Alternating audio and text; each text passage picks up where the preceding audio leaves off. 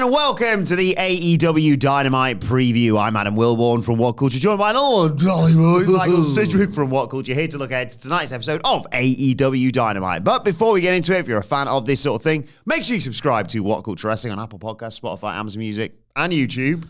Where we do daily wrestling podcasts where we not only review AEW Dynamite, but also AEW Collision, Raw, SmackDown, the show formerly known as NXT 2.0.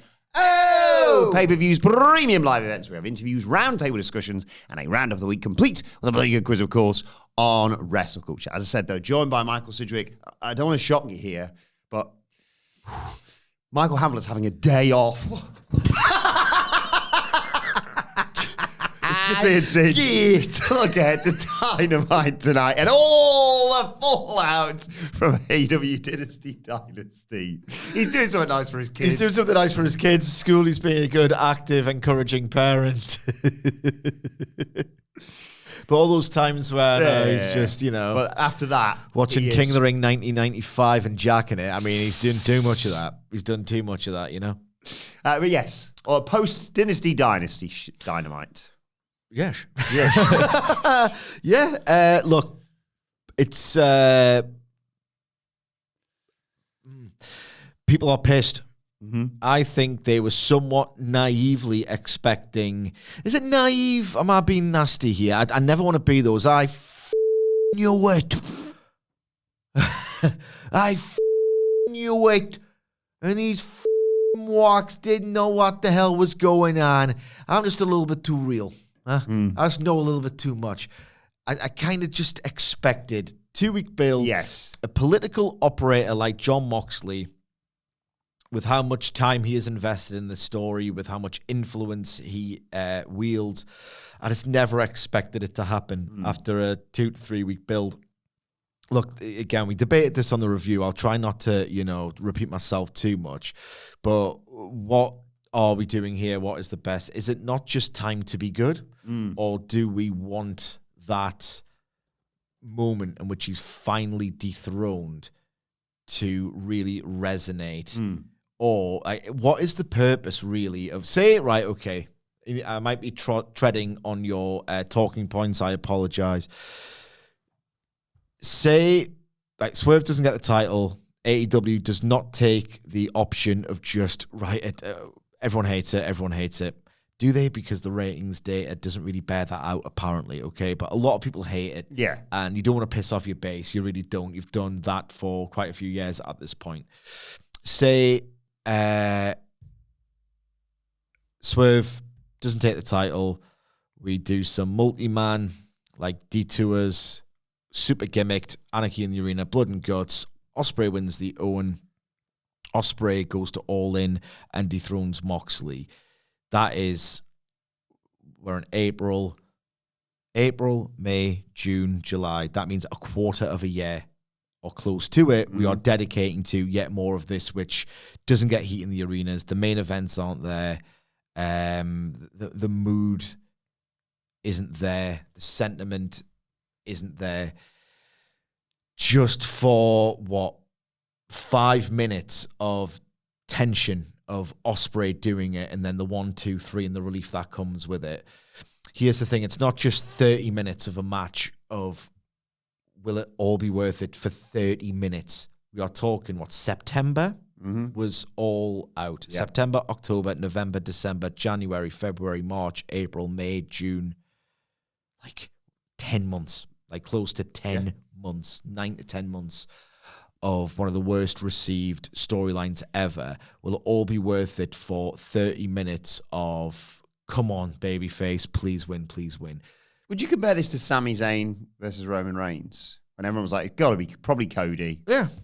But it's kind of different in terms of the way it was received, I suppose, because obviously Sami was hometown I think hero. The big difference is that sentiment surrounding WWE was so glowing and the emotion was so positive and so fervent that people just realized, it's not Sami, that's a shame, but it will be Cody. Oh my God, it's not Cody. Oh, we're doing this for another year. People loved that era of WWE. Strange to talk about it almost tentatively in the past tense, that boom period, but I think there was such a level of trust, investment, the idea of, we can have this long-term stuff. I thought it was a good kind of tension. Yeah. Really, this is a bad kind of tension. This is... You can't win, by the way, either way, because if they put it on Swerve, as happy as everyone would have been, in about 2 weeks' time, or certainly once Swerve drops it, because Ospreay's winning it all in. I think so, yeah.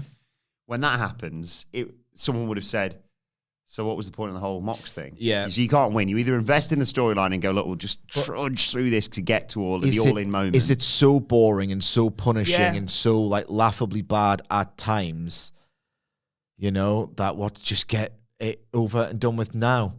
Because the point I'm making is that is a real anchor. Like, I look across this show about the other talking points I've got here, and I'm like, I can't wait to talk to you about this, the Owen, obviously. And then this just gets in the way. Yeah. But here's the thing, right? 9 to 10 months of Death Riders, which has been pretty awful, like a really miserable experience.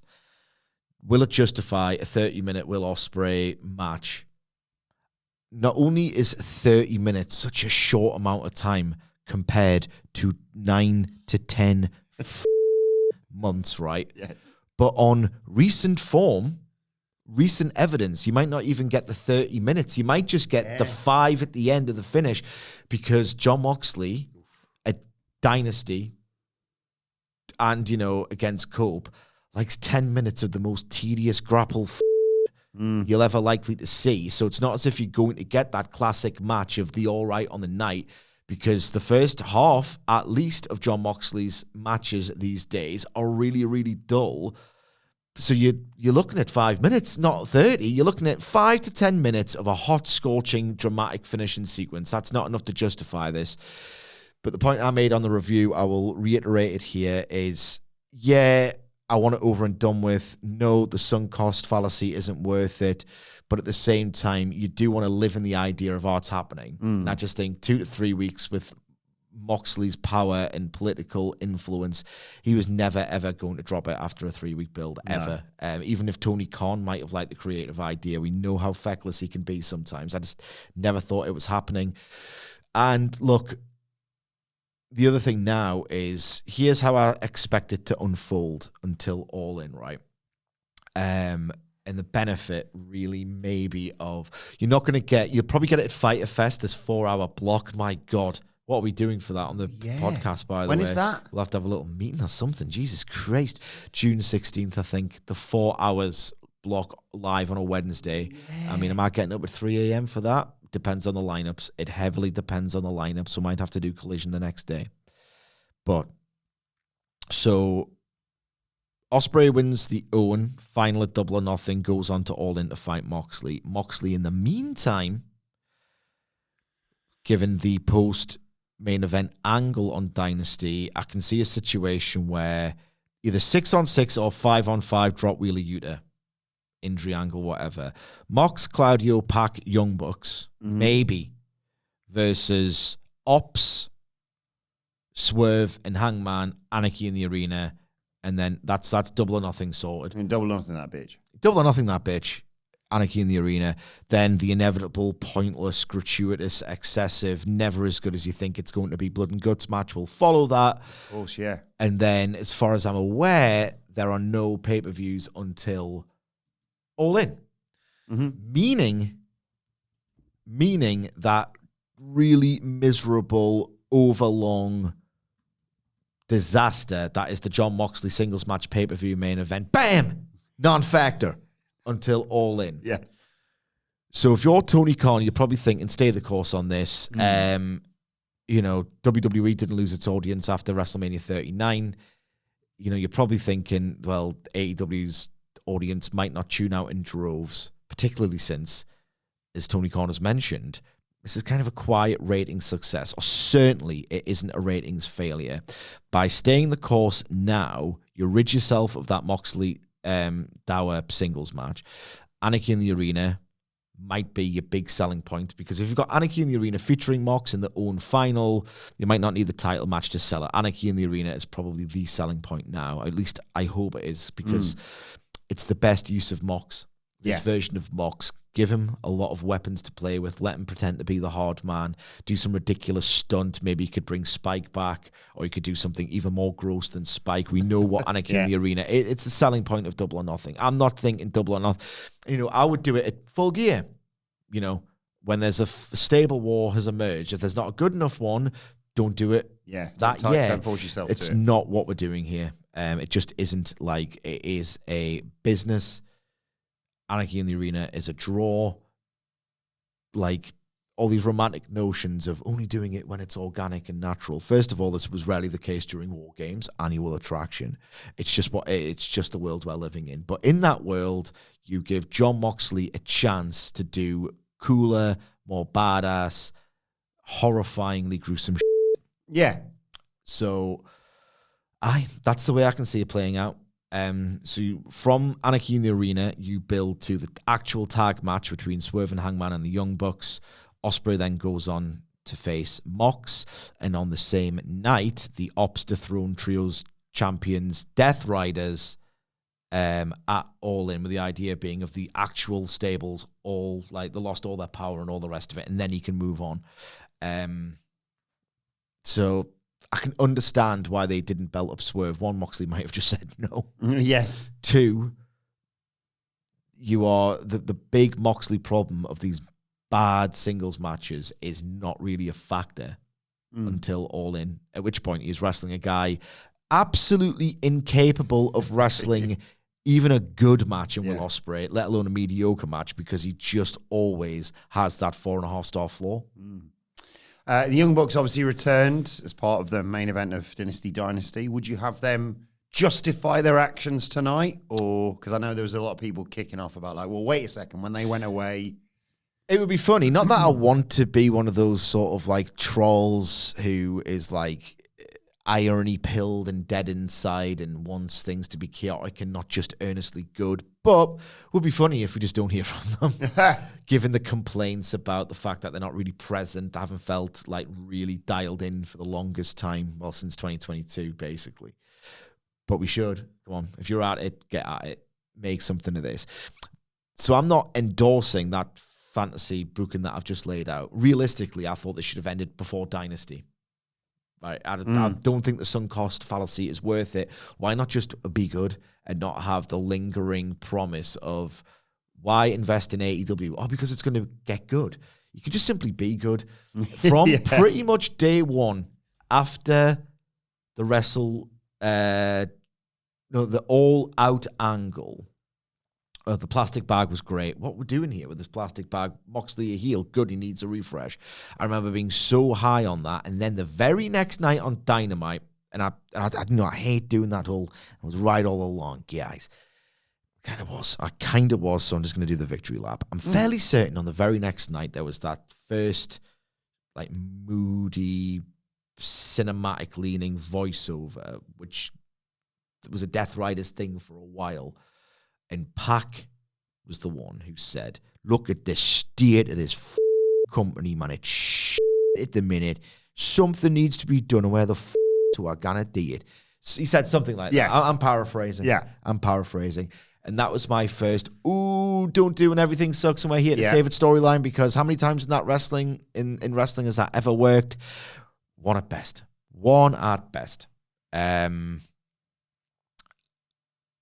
So I would have just got rid of this. Just be good. But we are where we are. I'm not endorsing the storyline that I've just laid out and the one I feel like they're going to. But if we're doing this, I can see them doing that. Nice to have the Young Bucks wear those white T-shirts that just say Property of the Death Riders. Yeah. But on the Young Bucks, this is tying it back to that first Pac voiceover, that feeling of, they're doing the company sucks and we're going to save its storyline, which I hate. The Young Bucks emerging back on the scene at Dynasty was like a horrible throwback to that feeling of, we're going to fix it. It's like, just fix it quietly. Yeah. And don't tell me you're going to do it, because it's actually quite hard to achieve within the narrative. The Young Bucks. A word on that, by the way. I once worked for a radio station that was rebranding, and there was a period, instead of just, like they normally do, of just being like, we're not called this anymore, we're called Shape or whatever. There was a period that they were like, we are under construction, and they'd have like building noises. Oh God, I want to listen to that. In between the songs, and I was like, even as like a 21-year-old, just like, happy to get any radio job, I was like, why would you listen to a radio station that says they're not finished? Yeah. You know what I mean? It just makes sense. Doesn't make sense. It's daft. So I do worry about the Young Bucks and this theme becoming more explicit in AEW because I have not missed it at all during this sort of era of gradual improvement, if we forgot about the Death Riders. Yeah. But, you know, it makes sense, I guess, or they will make sense of it. The Young Bucks have been linked to the Death Riders. There was these segments where the Elite just sort of stood frozen in horror, not doing anything as the Death Riders did those original angles. Moxley endorsed Jack Perry seemingly out of nowhere in a development that was never touched since. So there has been a link between the Elite and the Death Riders. I just don't want to see it picked back up. I was happy for it to be all but retconned. Me too, realistically. Yeah. I just don't want to see it. I don't, because AEW itself has kind of dropped the idea of the Death Riders saving it. Yeah. You know, they want to run the place. They just want to run it. They just want to be. Well, I don't know what the they want. To be honest with you, mate, they want to elevate young talent. Yeah, like Private Party and Daniel Garcia, yeah. and you know make diamonds from the pressure. Yeah. Of the Cole and all the rest of it. Then neither side acknowledges the title wins. Private Parties promptly disappear off the face of the earth when their run doesn't go well. Daniel Garcia's run doesn't go well. Moxley doesn't have a problem with that, even though that was his original issue. And we then go and do crime capers against Robert Gibson. Oh yeah. Maybe they should have just belted Swerve, for Christ's sake. You know, maybe they should have just done it. Well, one final thing to get the Death Riders out of the way on this preview, and then we can talk about lots of really fun stuff that I'm looking forward to on tonight's show. So just quickly... Involving the Death Riders who are in 2 matches. Quickly, yeah. Oh, yeah. God, I forgot about the... Oh, yeah, Pack match. Never mind. The Ops, well, Samoa Joe and Hook face Yuta and Claudio tonight. As presumably, as you mentioned, a step towards Anik in the arena. Yeah. So we've got, what, like 6 weeks or something? 6 weeks. So I think maybe you could do like the Death Riders cheat their way into a successful title defense against the Ops, and then you can run it back at All In. So I think the battle plan is tie the Ops with the Death Riders, with the idea being that they can pad out the Anarchy in the Arena teams, and then you can do the trios match at All In. And this seems like it's setting that up. I don't hate the idea, even though I'm not particularly charmed by the Ops.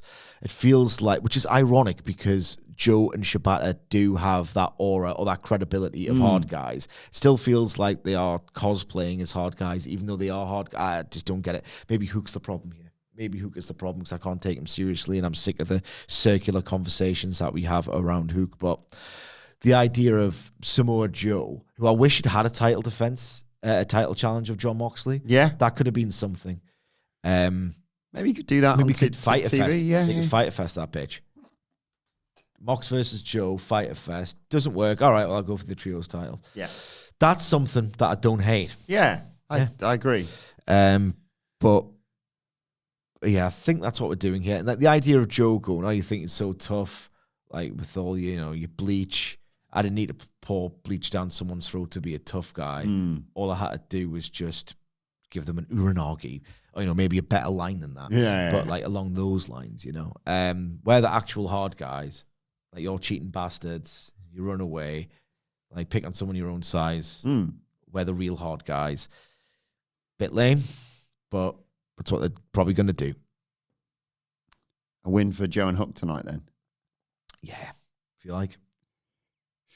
And thank you for reminding me. There's always a Debbie Deeks with the Death Riders. There's always a Debbie Deeks with the Death Riders. That's what everyone's saying.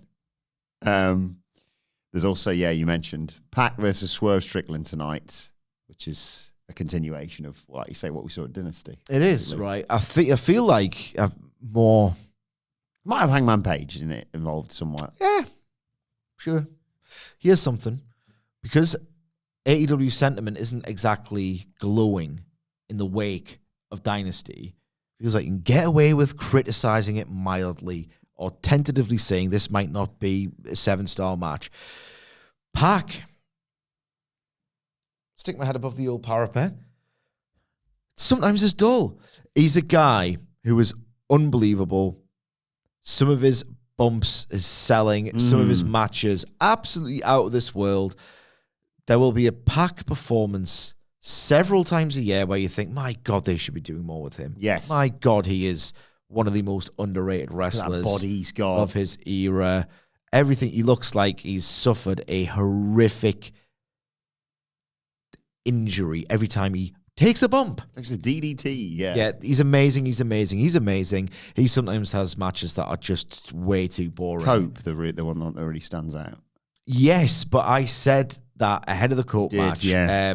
I was actually worried about the Okada match at last year's Dynasty because Pac is sometimes guilty of having really slow, attritional, nothing happening matches that people seem to forget about. I don't. I remember them. Not a goldfish. So Pac's one of those where it's like the match graphic isn't an automatic. I mean, it's Pac versus Swerve Strickland. We know the ceiling on this is unreal, but at the same time, it might be a bit slow. It might be a little bit too treacly. It might be a little bit too methodical. So, best version of this match, TV Match of the Year contender. Worst version of this match, quite frankly, will not come as a surprise to me. Am I allowed to say that now that people are in a bit of a mood with AEW? I hope so, gang. But with Pac, I never get my hopes up. And that's a problem, really, because you're meant to be anticipating it. You're meant to be going, oh, Christ, what a gift on free TV. And maybe I'm the outlier and I'm pretty miserable. But, yeah, Pac sometimes isn't amazing in singles matches, you know? So if I'm you, I wouldn't be surprised if this is just, bit slow, good at the end, but a bit slow. And just as a way to continue the story with Mox and Page and whatnot. Yeah, there's a bit of a Tony Khan spreadsheet quality to this. It's weird, though. I can't imagine after they've done that last sort of effort of, right, get someone who isn't Cope, about whom people actually care, Swerve Strickland, to put over Mox in one last bit to go, all right, I'm done with this now. I'm really angry. I'm no longer just detached and miserable, and I'm happy with AEW, but the Death Riders are bad. No. You want real emotion. Mm-hmm. Get people really pissed at the booking, if not the character, and then we can proceed. If you're going to do that at Dynasty, you can't really have the Death Riders fail, 4 days later? 4 days? 3 days, whatever it is. Yeah. So, does Swerve lose here, or is it a Debbie Deek situation? I would be shocked if one of two of these matches doesn't end in a getting thrown out or a DQ happens. I think then there's a chance that babyfaces win both of those matches, but you could do. It feels more likely that your scenario will happen. You could do like turnabout as fair play, and whichever match goes first, the heels win. Maybe the Ops could lose to the Death Riders when they get cheated. Yeah, that's a good point. Pac comes out to interfere, or Mox comes out to interfere, and then, all right, okay, well, the Ops come out and cheat Pac out of it, and Swerve goes over. And maybe do something really maybe nasty, that makes, nasty to Shibata. Yeah. Oh, that'd be good. And Mox Shibata wouldn't be bad. Actually, it probably would. I'm just convincing myself it wouldn't at this point. But the idea of like, oh, well, the Ops et al. And the Death Riders, they can't be separated right now. Like, one of them wins a match from cheating, the other one gets cheated. We're going to have to settle this in Anarchy in the Arena, guys, because we can't choose between the two. They're both really bloody good. I'm being such a miserable bastard, but the ending of Dynasty sucked ass. Well, let's cheer ourselves up, because it wasn't all bad at AEW Dynasty by any stretch of the imagination. And one of our favourite things was the turn of FTR. Yes. I think they should be cock of the walk this week. This is not the time yet to build to Cope and Christian reuniting just yet, I don't think. But I love this new version of FTR, man. Me too. Like, heels who love being dickheads. Yeah. Classic. More of it, please. And we're seeing more of it. And it just felt in the moment like they'd been desperate to do something substantial for a long time. They're now back in the mix narratively in a big way, refreshed. Can't sing its praises enough, really. Hamflet even loves it. And he's, doesn't feel anything, really. So, no, I'm happy about that. And I expect them to just brag and love it and be mean and nasty and celebrate it. Because Cope has taken one of his several mini retirements. Yes. To use the words of Gary Neville. Mini retirement. Someone tweeted this. El Plethora.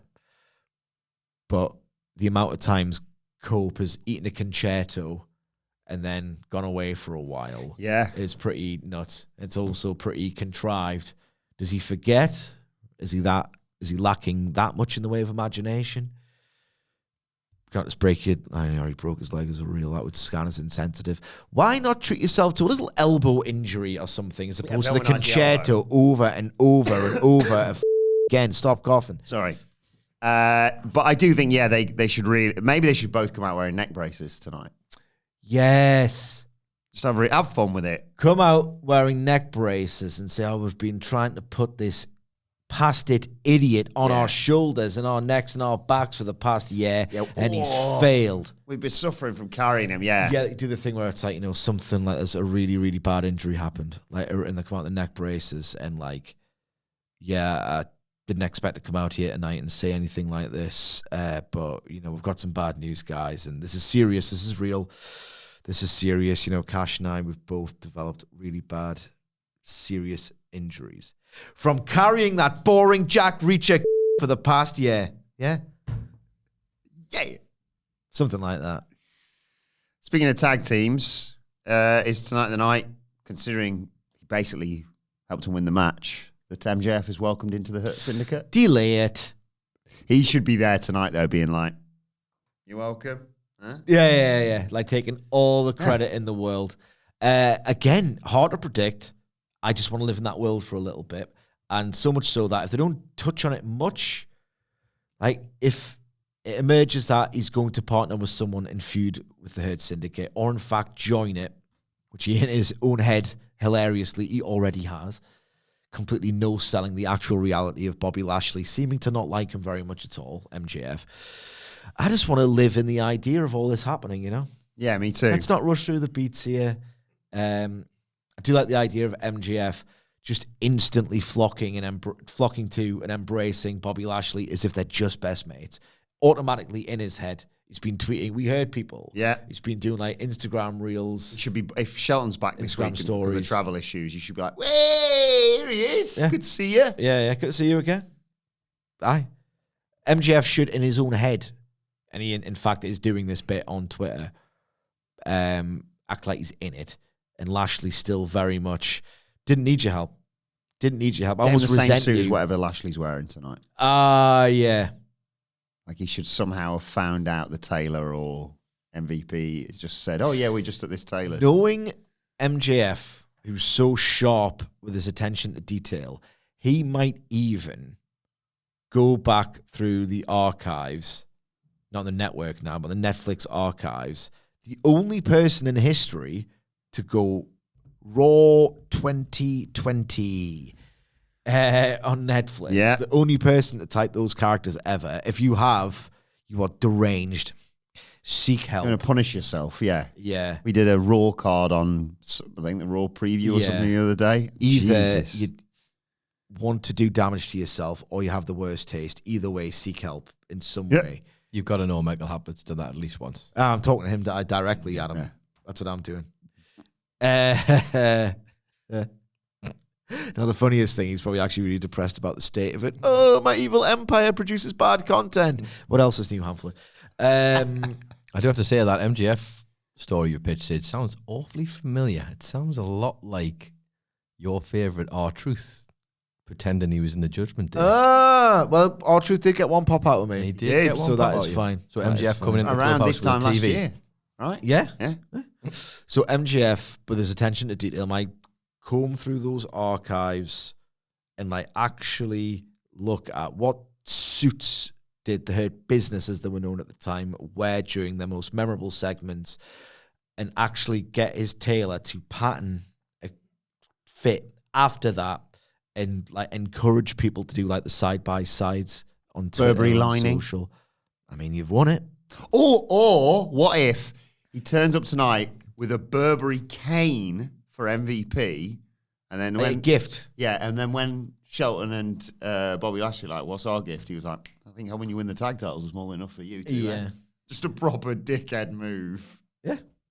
I mean, I just want to live in this wild... What are we doing here? I want him to be in the Hurt Syndicate. I want to see I four know. of them. I know. Just love again, it's already just really, really patter.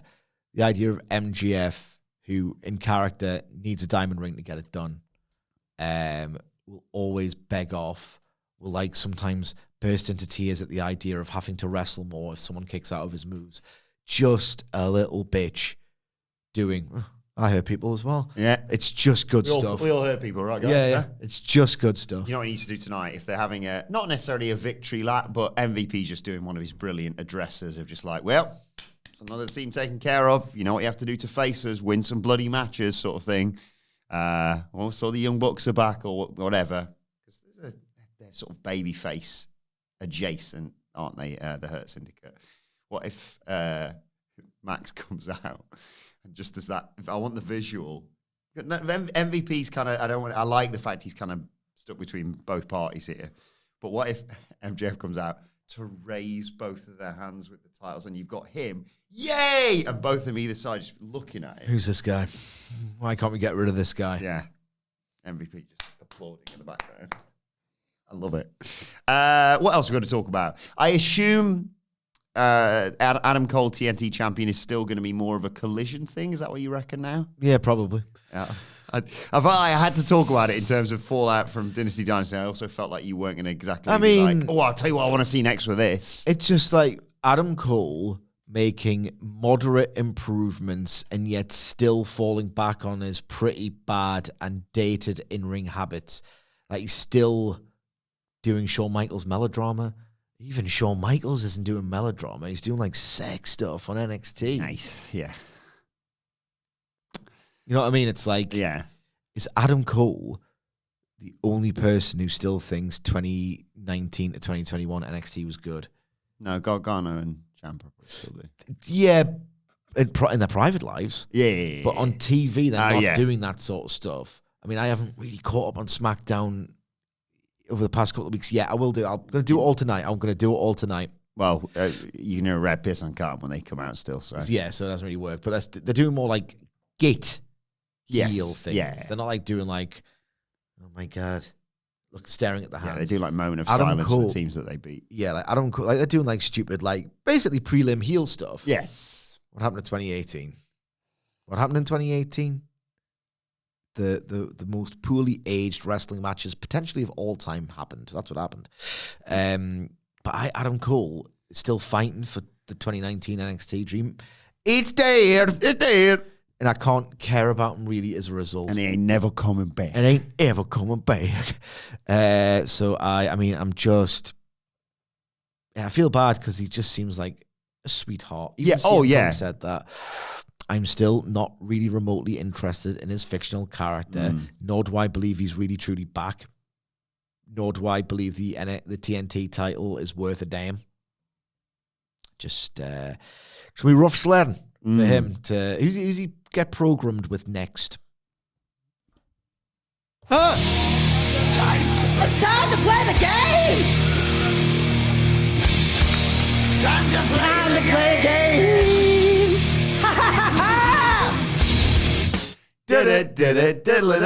Who challenges Adam Cole for the TNT title next? It's like kind of who's his double or nothing opponent. Who's going to double nothing, that bitch? Yeah. Okay, I am scrolling. Who's going to double or nothing, that baby? Through the AEW roster page. Stop. Provo rules. Pick a number between 1 and 15.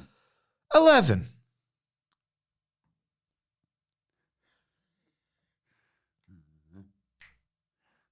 It's Dutch from the Righteous.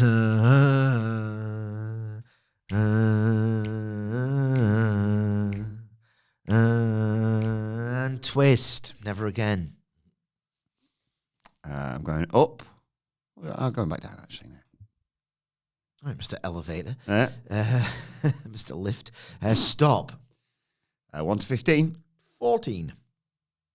I'd love to see him Wardlow. Nah. Former TNT champion? Yeah. Wardlow, look, very, very good character actor. One too many times he just did nothing in a back and forth, and at some point you have to wrestle a long back and forth match. Even Hamlet would tell you that. Twist. I'm sorry. Okay, it's all on this one. Stop. Okay. For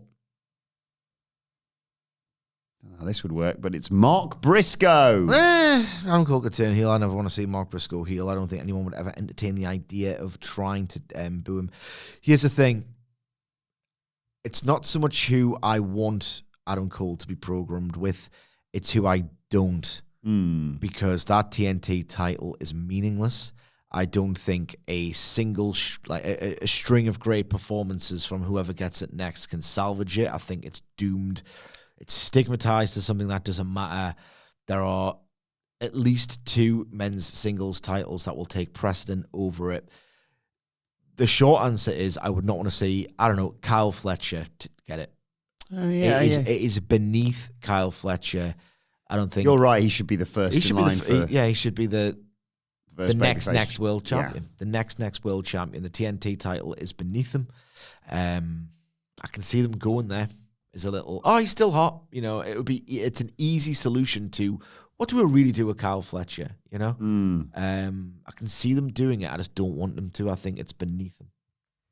I'm looking here. I genuinely don't know what the answer is. We'll see. We'll let it play out. Let's instead talk about Kenny Omega. Again, obviously, brilliant triple threat. Trios match. Apologies. It's a 3-way. 3-way. I panicked. I'm not going to tell you off. But I know it's the wrong lexicon to be using. Obviously, great match. Dynasty. Again, allusions to Kazuchika Okada. Obviously, we would anticipate that match is set for All In. So what do you do with Kenny in the interim? What's he do with Double or Nothing? You need an international title match there. Oh. We'll do it, but I'll give an earnest answer give an earnest answer first. Earnest answer is... his chemistry with Speedball and some of those sequences and the way Kenny sold those kicks, I would love to see Kenny versus Speedball, maybe even at Fyter Fest, or they've got the special next week as well. Because big celebration next week. He pinned Ricochet. Bailey can say, you didn't pin me. Can I have a match? And Kenny can go, yeah, sure thing. And I like that really dorky chemistry. Kenny Omega, Speedball, congratulations. Thanks. I like them interacting. I would like to see it again. He pinned Omega, pronoun boy, pinned Ricochet, so they could do the singles match with Bailey. I would suggest that it's not pay-per-view sized, so it's a good one for either the Spring Breakthrough or Fyter Fest. Mm-hmm. So Double or Nothing, Kenny Omega. Look, there's the Jack Perry loose thread, I guess, if you want to do that. And as I said on another podcast earlier this week or whatever, Kenny Omega can get punched in the gut and is so great that people will think, oh, Christ almighty, he's done for. So even Jack Perry, who's not really convincing as a heel, Kenny Omega could make that happen. And I'd like to see it in my ongoing, is it Omega or Danielson? Is it Omega or Danielson? And I think Danielson had the match, the story of the match with Perry was all wrong. I wonder if Omega could do a much better match with Perry than Danielson did, just as my own little comparative exercise between the two. So I'd like to see it for that really like specific to me reason. It's not what I would book, even if there's continuity behind it. Kenny versus Roddy would be one. Yeah. Just doing gutbusters instead of backbreakers. Mm-hmm. That would be quite nice. Just who I've not really seen Kenny wrestle all too often. Like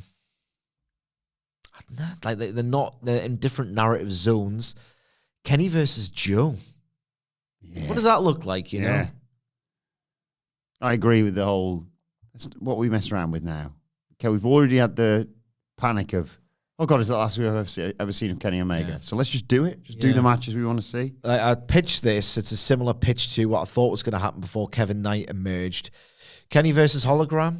Yeah. If you could replicate the magic of Kenny versus Vikingo, i.e. a raw phenom who's not all the way there, is like this proper main event level, has got everything, dude.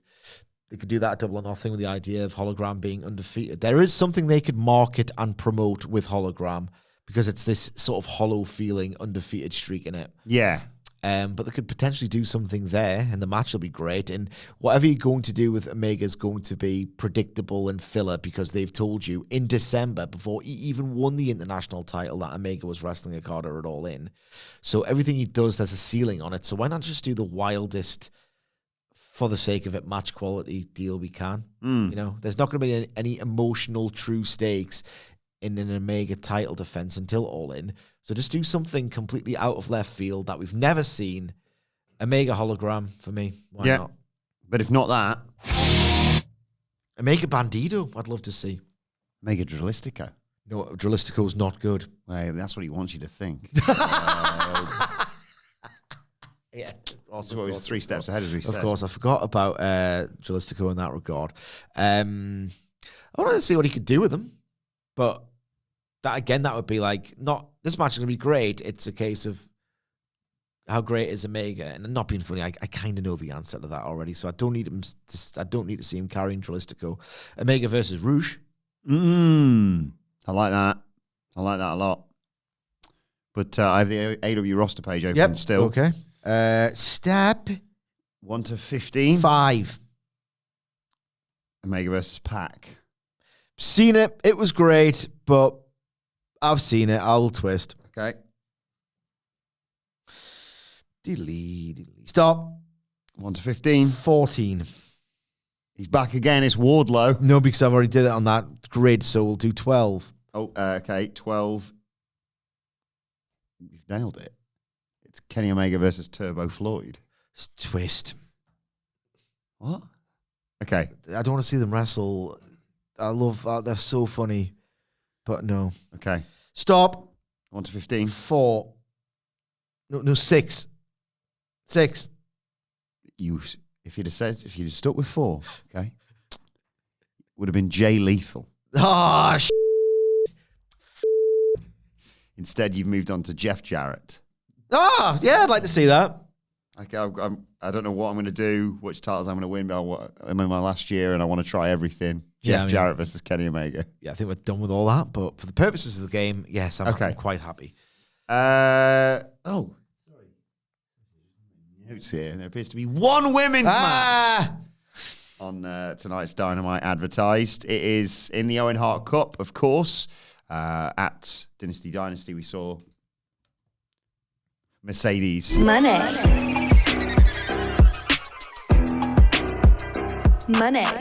Advance to either face Harley Cameron or Athena in the semi-finals. On the other side of things, yes, tonight we have Thunder Rosa versus Kris Statlander with the winner facing Jamie Hayter or Billy Starks, which is the other match in their quarterfinals.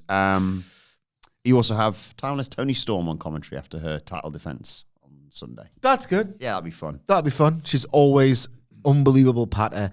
I will not like it if Statlander doesn't win. I will always reiterate Kris Statlander's brilliance on these podcasts. I'll always campaign for her to be in the mix. Like, Thunder Rosa is sometimes good, sometimes maybe, to quote Gennaro Gattuso. Yes. Runs hot and cold. It's weird. Generally, she's good, decent, had her best matches in AEW, or she's been hotter in AEW. Every now and then she'll have a match that'll just blow your tits off. Yeah. So hopefully that's tonight. But yeah, Statlander for me. Yeah. Statlander Hayter. I mean, that would be different gravy. Semis. Different gravy in the semi-finals. Semi-finals of Mercedes versus Athena and Statlander versus Hayter. I mean, that could be better than the men's zone. Yeah. Really, really good stuff. Depending on who the wild card is and such. Fletcher versus Hangman, though. Oh, my God. Save that. Yeah. For when you belt up Fletcher. Now these Owens look good, which is another good sort of, yeah, Moxley's still around, but he's not in singles matches, and you got the Owen to look forward to. Another sort of reason to keep proceeding with this. No ladies' night this week, of course, with no Hamlet here to give his prediction, but this feels like a nailed on 120 to 125. 122-4. 1, 2, 3, 4, 5, as always. Final question for you, and I apologise to leave you with this, but what is Chris Jericho's future in AEW for you? Because I thought we could factor in the Big Bill Brian Keith loss on the pay-per-view, whether it's the end of the learning tree. Sadly, this is relevant. And, of course, he's come to the conclusion of another one of his, we've done this over here. I've done this random tangent with, so-and-so. He's done the whole, I'm going for your mask with Bandido. Drop the Ring of Honor world title. Mm-hmm. What now? Is it the split the learning tree and then... They'll drag this out for a while yet. I expect if it's followed up tonight, Jericho will say, that Chris Jericho denying reality gimmick that he's had for a long time. That still pops me on occasion, to be fair. Yeah. He'll say, you guys lost to the Hurt Syndicate, proving that you haven't learned a damn thing, and why should I continue to teach you? Meanwhile, I pinned Bandido. Yeah. And then it's not mentioned at all the fact that, VR'd it. But he can say that because it's not untrue. Yeah. It's not inaccurate. I pinned Bandido and you two bums couldn't bring gold back here. What we're doing here, guys. And then Big Bill can go, oh, sorry, boys. And then it just... I don't know what to do because do I want to see Chris Jericho versus Big Bill? No. I think... I love Big Bill, but I just can't see that being a good match. They've alluded to this on several occasions, particularly after big losses for the other members, the Looming Tree. I think, you do the whole Jericho thing tonight of he's got him in the ring. He's talking to Brian Keith. Brian Keith. And saying... Who's that? Because I know who Brian Keith is. I don't know who Brian Keith is, mate. He's saying, you lost the pay-per-view. You got pinned by the Hurt Syndicate, and we all know whose fault that is. Big Bills. Why didn't he save you? Huh? Why didn't he break up the pin? Yeah. I got chinned by MJF, boys. That's no excuse. That sort of thing. I'd never get chinned by him. Yeah. Things of that nature, I suppose. All working towards a new contract. Indeed. Young Bucks heels, but aren't likely to do a job to the Hurt Syndicate on pay-per-view. Yeah. FTR aren't going to be programmed with the Hurt Syndicate. You expect, if ever, for a long old time, they've literally just turned what's the value in beating either Hurt Syndicate or FTR at this point. What I'm getting at is that Hurt Syndicate will need some opponents for the upcoming, there's loads of TV specials and papes coming up. Reform the Sex Gods. The Sex Gods... Oh my God. Probably end up beating Big Bill and Brian Keith. Big Bill's going to be collateral. Sammy Guevara's doing nothing. Yeah. Chris Jericho's... I'll bring someone who knows about winning titles. It'll at what point? I mean, the fact that the guy is just doing stuff in ROH, the idea that he's going to be one of the pillars of AEW, it's dead. It's not that... Maybe Guevara doesn't want to. Yeah. It could be. They could have a I love the Sex Gods like you, and I think it's a great pairing if you want to do something different. It was such a great tag team, but also the Jericho not acknowledging reality, just being like, I've brought in this new guy I've heard lots of good things about. You've had him in like 3 different stables, brother. Yeah, I mean, I think optics wise, it wouldn't work. People would, especially now when after a really encouraging year, there's been a lot of oh God, is AEW back? The optics, and again, it's just social media bubble chat, so who gives a toss, really? But Tony Khan does, so